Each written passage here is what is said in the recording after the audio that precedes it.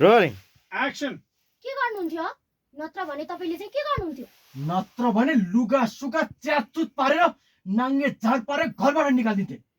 लाज नभएको भाइ नभाग्छु ल म दाइले भने के नभएको रहेछ ल रोलिङ एक्सन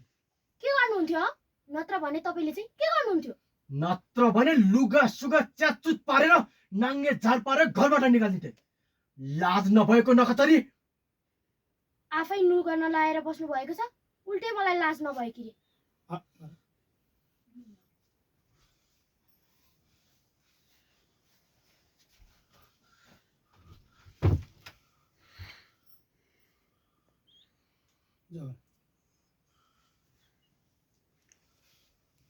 हजार अलि पर्छ भाइ हजार टेक अलि पर्छ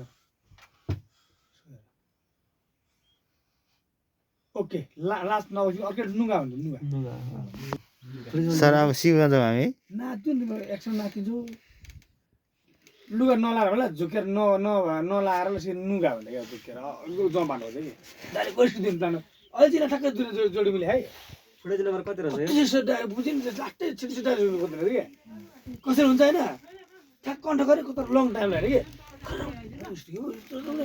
हान्ने बुट्टु दिइहाल्ने सबै सकाएर हिँडिहाल्ने खालको यो के कति साह्रो नाच्दिहाल्छ के मन त्यो होइन फ्रीली भने एक्टिङ गर्नु पऱ्यो नि त शब्द त मैले भने यो शब्द मै पढ्थेँ नि त होइन हामीले मिलाएर कोही उ त्यो दिइहाल्नु त्यो गर्दा नि तिम्रो आफ्नो विषय त होला बुट्टु भने त दर्शकले बुझ्नु अडियन्सले बुझ्नु पऱ्यो नि त अनि अब एक्सन भनेपछि त्यो पहिलाको डायलग कन्डा बारीको हुन्छ त्यसपछि अर्को डायलग भुलाइदिहाल्छ नसक्ने भयो अब के भयो भुलाइदिइहाल्छ सम्झिने बिचमा रोक्दै सम्झिने के गर्नु लाग्छ सुइलाइदिनु भएन